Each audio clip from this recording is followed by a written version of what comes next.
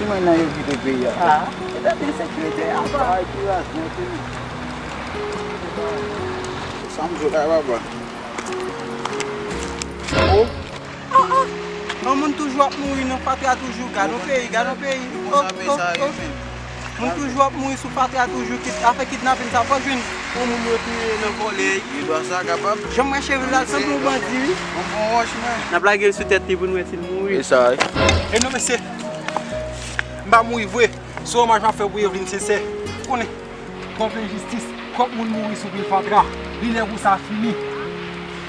Sa bon.